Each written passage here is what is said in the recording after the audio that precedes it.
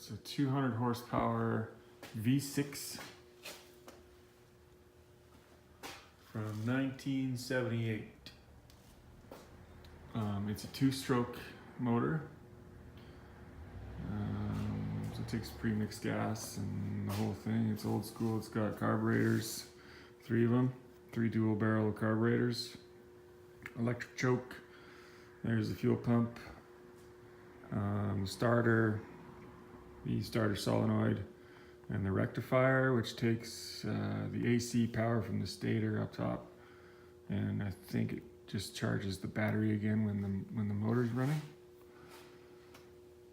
So what I've done so far on this, it hasn't run in probably 8 years.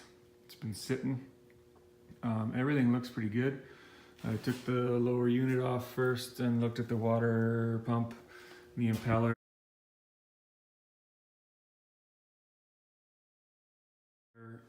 I didn't replace it. I will before I use it, but it looked okay. There was no cracks in the impeller, there was no pieces and that kind of stuff. So I just sort of put it back together again until I can get some parts, and I wanted to go through the whole thing. So I have gone through quite a bit so far. I haven't done much of the fuel system, but I've done a lot of just sort of cleaning up contacts on a lot of the electrical. It was really dirty and just corroded.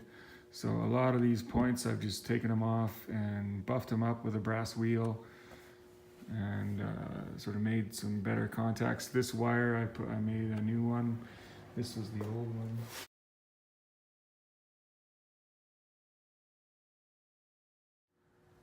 It was pretty bad, just corroded. There's a few other spots, like this wire back here. You can see it's a little bit cracked.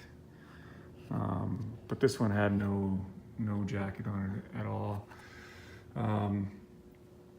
So I've just kind of been going through it. I haven't really started. I did do a compression test, but it was sort of the first thing I did with it after sitting for 8 years, and I was skeptical that I really did it right. And I want to do it when it's been running, get it going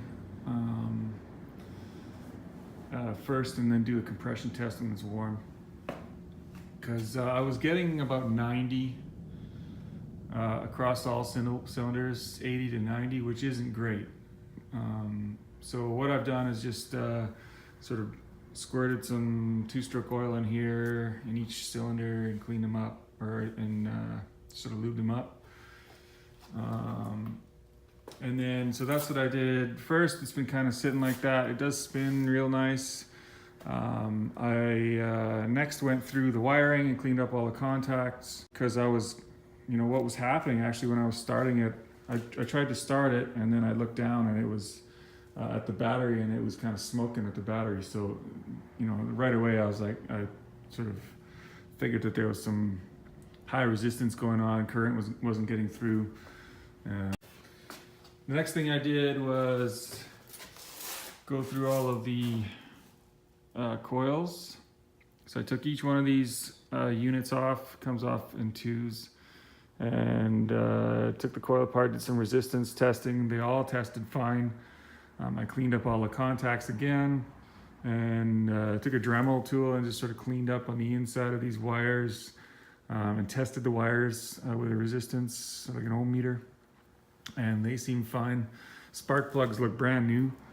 Mind you, they haven't run in a while, but they look brand new.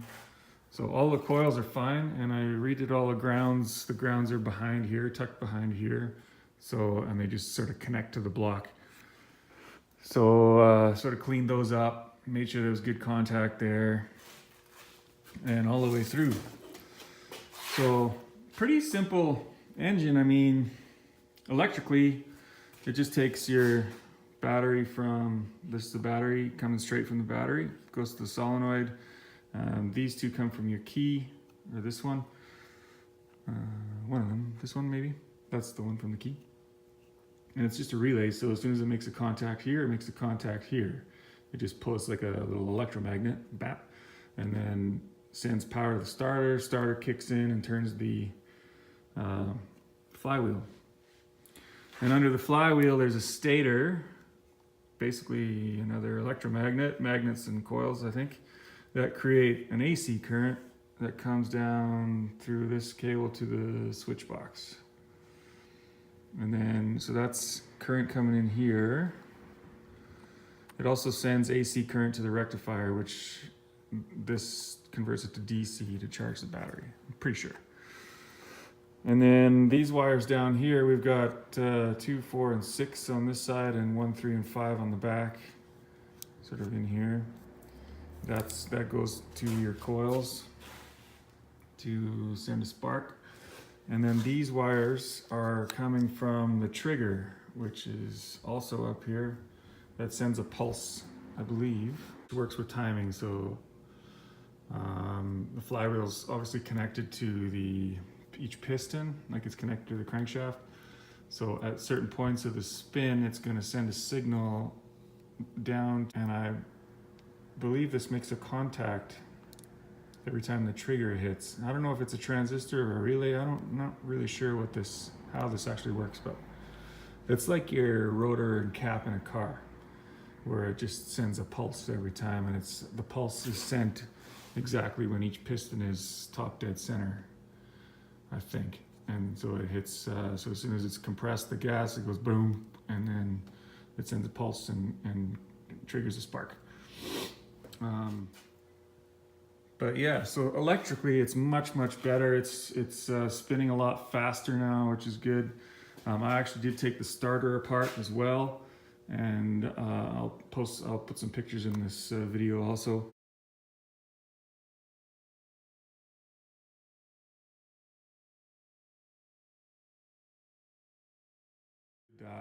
And it was just caked with carbon and just dirty in there, so I cleaned it up with a bunch of electrical cleaner and got new brushes for it.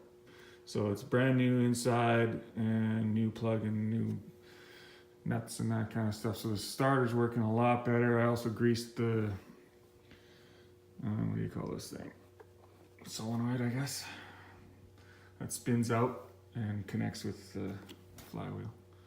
So that's all good. Choke works fine. You can see it. Here's the whole unit on the stand. So choke works fine. Which just basically opens up or closes the flaps, so it makes the mixture much more rich, I guess. And turning over. Turns over all right. So the next step is the fuel system. We'll get that going, and then do a compression test on it, and see what we get. So I'm going to be working on this for a while. Kind of going through it, and I'll try to post what I can, but that's sort of what I've got so far on this thing. It's pretty cool. It looks in really nice shape. I don't know how much actual in the way of like rebuilds it's had. I'm gonna do just new diaphragm and fuel pump, and I'm gonna get carb kits for each one, new needles and seats and gaskets and the whole lot eventually. But I want to get it going first, so that's the next thing. All right, if you're interested in this beast of a thing, stay in touch.